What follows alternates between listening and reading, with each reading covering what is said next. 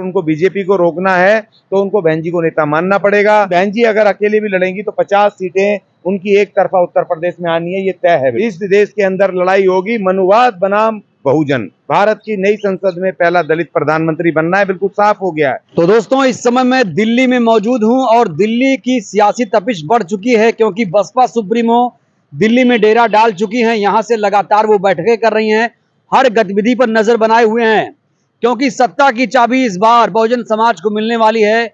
लगातार बीएसपी इस तरफ कोशिश कर रही है कि कैसे बहुजन समाज को इकट्ठा किया जाए, जो दलित वोट बैंक है कैसे उसे संगठित किया जाए और कैसे 2024 में बहन जी को प्रधानमंत्री बनाया जाए। हमारे साथ हैं अशोक अज्ञानी जी, आइए इनसे बातचीत करते हैं, जो लगातार बहन जी की जो बैठक है उस पर नजर बनाए हुए हैं और देख रहे हैं हालात कि कैसे समीकरण बदल रहे हैं लगातार पल पल। आइए बातचीत करते हैं। अशोक अज्ञानी जी, दिल्ली में है बहन जी और टेंशन में है बीजेपी, राजनीतिक पार्टियों में टेंशन सी आ गई है, कैसे देख रहे हैं? कभी लखनऊ है, कभी दिल्ली बहन जी आ रही हैं आजकल। देखिए, सिर्फ ये बीजेपी में टेंशन नहीं है, दिल्ली में जो 3 मनुवादी पार्टियां हैं, बीजेपी, कांग्रेस, आम आदमी पार्टी, इन तीनों के अंदर, इन तीनों मनुवादियों के अंदर जो है ना खलबली मच गई है, टेंशन पैदा हो गई है। अब बहन जी ने यहाँ डेरा डाल लिया है और जब ये 5 राज्यों के चुनाव हैं, उन जो जिसमें से कि अहम जो राज्य हैं राजस्थान और मध्य प्रदेश और तेलंगाना, जहां पर भी बहुजन समाज पार्टी का बहुत भारी वोट बैंक है, बहुत भारी, खाली उसको थोड़ा सा और मजबूत करने की जरूरत है, जिसके लिए आकाश आनंद जी को लगा दिया बहन जी ने, उनको ड्यूटी लगा दी। और आकाश आनंद जी जिस तरह तेलंगाना में पिछले हफ्ते उन्होंने जो भारी जन सैलाब के साथ जो रैली की, कल जो मुंबई में भी उन्होंने, महाराष्ट्र में भी मीटिंग करके उसके लिए, मध्य प्रदेश के लिए उन्होंने अपने कार्यकर्ताओं को तैयार किया और राजस्थान के लिए भी जिस तरीके से उन्होंने बिसात बिछा रहे हैं और 2024 के साथ साथ जो मामला चल रहा है, तो ये इस समय टेंशन सभी लोगों में हो गई है। और खासतौर पे एक बड़ी बात हो गई इस समय बहन जी के यहाँ बैठने से कि बहन जी ने अपने इरादे साफ कर दिए हैं, क्योंकि संविधान को बचाना है और इसलिए बहन जी को अब की बार प्रधानमंत्री बनना है देश का। इसीलिए बहन जी ने खुली चुनौती स्वीकार की है इन मनुवादियों की और पूरी शक्ति के साथ वो इस चुनाव को लड़ेंगी, जितने भी चुनाव है, खासतौर पे 2024 का, और बहन जी को प्रधानमंत्री बनना। ठीक है, बहन जी ने एक आशंका भी जाहिर की बैठक के दौरान और कहा कि लोकसभा चुनाव के साथ साथ हरियाणा विधानसभा का चुनाव भी होगा और हरियाणा, पंजाब और खासतौर से चंडीगढ़ इलाकों में पार्टी का प्रचार प्रसार तेजी से हो रहा है। हरियाणा में संगठन में बहुत बड़ा बदलाव हुआ है। कुल मिलाकर फुल फॉर्म में है इस समय बीएसपी। जो विपक्षी पार्टियां हैं, विपक्षी एकता है, उसमें बहन जी को आमंत्रित नहीं किया गया और छुटभइये नेताओं ने खुद ही एकता बना रखी है, जिनका एक राज्य में जनाधार है और बीएसपी राष्ट्रीय पार्टी है, उनको पूछा तक नहीं गया। ये क्या चूक थी बड़ी? देखिए, एक तो बहन जी ने हरियाणा में जो आपने बात की, एक बहुत बड़ा फैसला लिया है कि वहाँ नौजवान लीडरशिप वहाँ पर दे दी है। हरियाणा प्रदेश अध्यक्ष से लेकर के तमाम जो लीडरशिप, नौजवान जो क्रांतिकारी लड़के जो लड़ रहे थे मैदान में, वो उनको उन्होंने जिम्मेदारी दी है और ये बड़ा परिवर्तन होगा। हरियाणा में एक बहुत जबरदस्त विधानसभा, लोकसभा दोनों में बहुजन समाज पार्टी के पक्ष में नतीजे आएंगे। और दूसरी बात ये जो आपने इसमें जो कहा, बहन जी ने जिस तरीके से अपनी रणनीति को उन्होंने बदला है, धार दी है, उसको तेज किया। देखिए, बहन जी पहले विपक्षी एकता मैं उसी पे आ रहा हूँ। देखिए, जो जिस तरह उन्होंने अपनी रणनीति को धार दी है और रणनीति को धार देने के साथ साथ उन्होंने कहा हम अकेले लड़ेंगे। भाई, बहन जी ने कहा कि हम अकेले लड़ेंगे। और दूसरी गलती तो उनसे हो गई, जो पहली और आखिरी गलती थी विपक्ष की, कि उन्होंने बहन जी को इन्वाइट नहीं किया। और बहन जी ने जबकि कहा हम अकेले लड़ेंगे, और ये बात राजभर साहब ने कहा कि बिना बहन जी के कोई विपक्ष का कोई मतलब ही नहीं है, क्योंकि दलित वोट सारा बहन जी के पास है। और राजभर जी ने कह दिया कि भैया बहन जी को नहीं बुलाओगे तो कोई मतलब नहीं है, कोई मतलब नहीं है। और दूसरी बात देखो, तीसरा ये घटनाक्रम ये हो गया कि राहुल गांधी की चुनाव लड़ने पर ये भी संशय अभी बाकी है, क्योंकि जो इस तरह से गुजरात हाईकोर्ट ने उनको कहा, तो उनका विपक्ष का दूल्हा ही, जैसे लालू जी ने कहा था। क्या ये नीतीश कुमार की चाल थी कि बहन जी को नहीं आमंत्रित करना, नहीं जी बुलाना? क्या ये लोग बहन जी के पास जाएंगे, गुजारिश करेंगे कि बहन जी अब मान जाइए, आप ही नेता हैं हमारी, आप देश की सबसे बड़ी नेता हैं? देखिए, अभी थोड़ा सा समय और लगेगा, क्योंकि पहले इनके दिमाग में भी तो मनुवाद भरा हुआ ना, कूट कूट करके।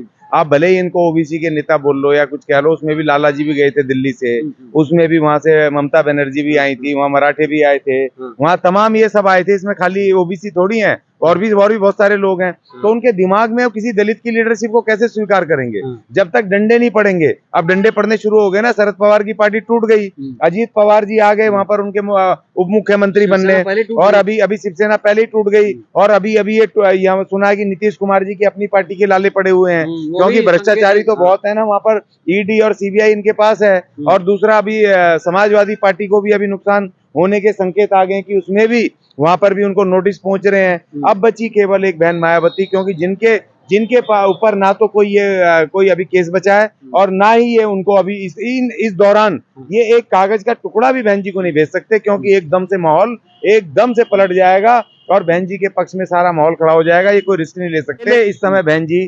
पूरे विपक्ष के अब मजबूरी हो जाएगी कि बहन जी के पीछे खड़े होने की। अगर उनको बीजेपी को रोकना है तो उनको बहन जी को नेता मानना पड़ेगा।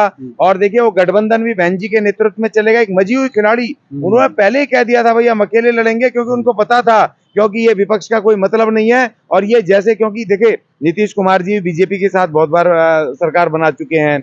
उधर मुलायम सिंह यादव जी ने भी भरी संसद में कहा था, वो जो 2019 से पहले आखिरी सेशन में, कि ये तो मोदी जी की सरकार आनी चाहिए, बहुत बढ़िया है जी। वो वीडियो चल रहा है। शिवपाल जी बता रहे हैं जिन्होंने 2019 में किस तरीके से समाजवादी पार्टी को नुकसान पहुंचाया। समाजवादी पार्टी अपने ही गढ़ में हार गई, बीएसपी अपना गढ़ बचाने में कामयाब रही, और वो शिवपाल कह रहे हैं मायावती जी बीजेपी की बी टीम है। ये बयान कैसे लगा? वो खुद देखिए ये अपने प्रतिद्वंदी को कैसे कोई ऐसे हीरो बना के पेश करेगा क्या? और मैं जो कह रहा था एनालिसिस, उधर आरएलडी उनके वो चौधरी साहब वहां मंत्री रहे, उसमें अटल बिहारी वाजपेयी सरकार में लगातार मंत्री थे इनके पिताजी चौधरी साहब के।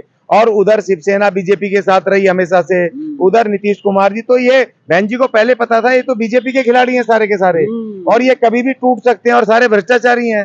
ज्यादातर इनमें देखो कोई ना कोई करप्शन में फंसे हुए हैं। 75,000 करोड़ के जो सिंचाई घोटाला था उससे बचने के लिए वो मुख्यमंत्री बनने पहुंच गए। ऐसे सब टूट जाएंगे। तो बहन जी ने कहा हम अकेले लड़ेंगे, और जो बचे कुछ ये रहेंगे, इवन कांग्रेस भी, ये इनकी मजबूरी होगी बहन जी के पीछे लाइन लगा के खड़े होने। और अब इस देश के अंदर लड़ाई होगी मनुवाद बनाम बहुजन, अंबेडकरवाद बनाम मनुवाद लड़ाई होगी, और मोदी बनाम माया ये लड़ाई होगी। ये पहले से मैं कह रहा था, मैं 2 साल से बोल रहा हूँ, लोग मजाक समझ रहे थे, लेकिन अभी वो समीकरण बन गए और माया ने डेरा डाल लिया दिल्ली के अंदर, ये बताने के लिए कि मोदी को अगर कोई चुनौती देगा तो माया देगी और कोई नहीं दे सकता है। और ये मेरा पहले से विश्वास था कि बहन जी मैदान में आएंगी, और ये भारत की नई संसद में पहला दलित प्रधानमंत्री बनना है। बिल्कुल साफ हो गया है, बिल्कुल साफ हो गया, क्योंकि उनके पास उधर हिंदूवाद के अलावा कोई कार्ड नहीं है, और वो हिंदूवाद का कार्ड अब फेल हो गया है।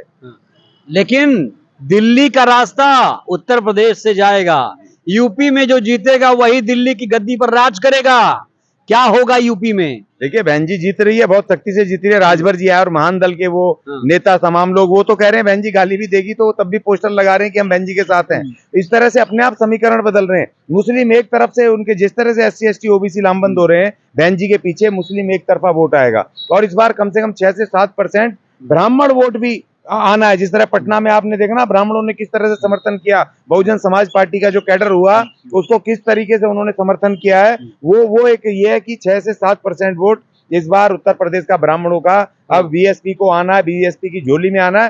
रास्ता साफ हो रहा है। उत्तर प्रदेश तो बहन जी का गढ़ है, वहां तो एकदम से मैं 50 सीटें कह रहा था, और राजभर जी ने तो कह दिया 80/80। अब ये देख लो 80/80 तो 70। हाँ वो 70 80/80 समझ लो। लेकिन मैंने आज भी कह रहा हूँ गठबंधन हुआ तो 50 सीटें तो एक तरफा। देखो कांग्रेस 0 है वहां पे, कांग्रेस का कुछ नहीं है। समाजवादी पार्टी है वो उसके अब लाले पड़े हैं, और उसका जो गठबंधन है वो भी खतरे में है, क्योंकि इस समय जयंत चौधरी। ये बताइए समाजवादी पार्टी बीएसपी से गठबंधन का क्या होगा कि नहीं होगा, क्या लगता है अभी? देखिए अब नेता के अगर आप नेतृत्व पे, अगर कोई बहन जी मायावती नेतृत्व कर रही है इस समय सीधी टक्कर, मोदी के खिलाफ अगर कोई लड़ रहा तो माया सीधे सीधे लड़ रही है बिल्कुल। तो अगर आप उनकी नेतृत्व को मानते हो तो बहन जी के समर्थन में आपको उनके बात को मानना पड़ेगा, और उस हिसाब से गठबंधन होगा। गठबंधन तो होगा, पक्का होगा, लेकिन उस गठबंधन में जो दूसरे विपक्षी दल हैं और भी जो साथी आएंगे, उनको टिकट सीट बंटवारा होगा वो आपको मानना पड़ेगा, तब जा करके गठबंधन होगा।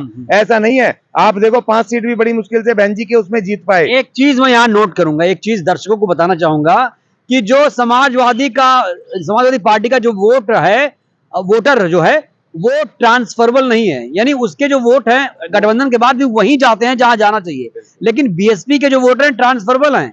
बीएसपी से गठबंधन करने में अन्य पार्टियों को फायदा है, बीएसपी को कोई फायदा नहीं है। इसीलिए बहन जी ने तोड़ा 2019 के बाद जो वो गठबंधन तोड़ा, क्योंकि अगर वो ट्रांसफरेबल अगर वोट होते, अगर समाजवादी पार्टी के वोट बहन जी को पड़ते तो बहन जी को 20 से 25 सीट आनी थी 2019 में, और इनको भी कम से कम, और हमारा वोट इनको पड़ा तो इनको 5 सीटें आ गई जो 1 सीट नहीं आनी थी। लेकिन इसीलिए बहन जी ने जब आकलन किया, समीक्षा की कि भैया ना तो इनके लोगों ने हमारे साथ, हमारे नेताओं के साथ रैली की, हमारे उम्मीदवारों को मदद की इलाकों में, और ना ही इनका वोट हमें शिफ्ट हुआ, ट्रांसफर हुआ, तो ऐसी गठबंधन का क्या करना है कि जो हमारे लोगों को इस्तेमाल करेंगे। और हमारे लोग तो बड़े मासूम है ना, बहन जी ने कह दिया कि भाई ये हमारा गठबंधन का साथी है, तो उनको मदद भी करते हैं और वो फिर वोट भी उधर करते हैं, तो तुम हमारा फायदा उठाओगे। इसीलिए बहन जी ने कहा हम अकेले लड़ेंगे, और अब अगर शर्त होगी तो बहन जी की शर्तों पर कोई गठबंधन होगा तो होगा, नहीं तो नहीं। बहुजन वोटर कितना एकजुट, बड़ा सवाल है। देखिए जो बहुजन वोटर है, और अब तो और ज्यादा डे टू डे जिस तरह से बहन जी अपनी एक्टिविटी बढ़ा रही हैं, जिस तरीके से कैडर मीटिंग कर रही हैं, पूरा मोर्चा संभाला दिल्ली में आकर के, वो अपनी रणनीति डे टू डे, यहाँ तक कि बारिश के पानी पे, बाढ़ तक पे वो ट्वीट कर रही हैं, यहाँ तक कि एक एक छोटी छोटी घटनाओं पे, जो भी अभी जो वो हुआ पेशाब कांड हुआ, उसमें भी उन्होंने करा, उनके कहने पर ट्वीट के बाद ही उसको जेल भेजा गया, उसके घर के ऊपर वो चलाया गया। तो लगातार जिस तरीके से बहन जी ने अब एक्शन लिया है, तो उससे एकदम से जो बहुजन, खासतौर पर नौजवान, एक तरफा पलटे हैं, दोबारा से वापसी उनकी हुई है, और जो लोग छोड़ करके चले गए थे, डिप्रेशन में आ गए थे, वो एक तरफा फिर दोबारा से वापस आने शुरू हुए। लाइन लगी है मेरे जैसे आदमी को कि वो लगातार फोन आ रहे हैं, कोई वहां से उत्तर प्रदेश के किसी बहराइच से आ रहा है, कभी कहीं से आ रहे हैं, कभी लखनऊ से आ रहे हैं, और वो लगातार बीएसपी में वापसी की तरफ जा रहे हैं। यहाँ तक कि अब जो कह रहे हैं भीम आर्मी में भी जो लोग थे नौजवान, उनके वीडियो डाल के कह रहे हैं कि हम भीम आर्मी में, लेकिन वोट बहन जी को करेंगे। तो इस समय बहुजन एक शक्ति के साथ बहन जी के बिल्कुल लामबंद होकर के। कितनी सीटें आएंगी?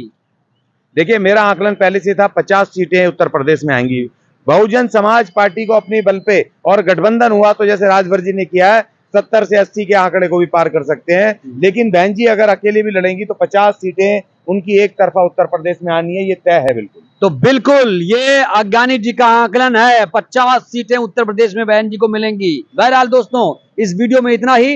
आप 75 वर्षों में इस देश के अंदर पहला दलित प्रधानमंत्री 2024 में नई संसद में शपथ लेगा। ये देखिए एक और भविष्यवाणी, नई संसद में 75 वर्षों के बाद देश को मिलेगा पहला दलित प्रधानमंत्री। यकीन मानिए यही बहुजन इंतजार कर रहा है कि कब देश को दलित प्रधानमंत्री मिलेगा। तो इस वीडियो को ज्यादा से ज्यादा लोगों तक पहुंचाइए, शेयर करिए, लाइक करिए, नए हैं तो चैनल को सब्सक्राइब करिए। जय भारत, जय संविधान।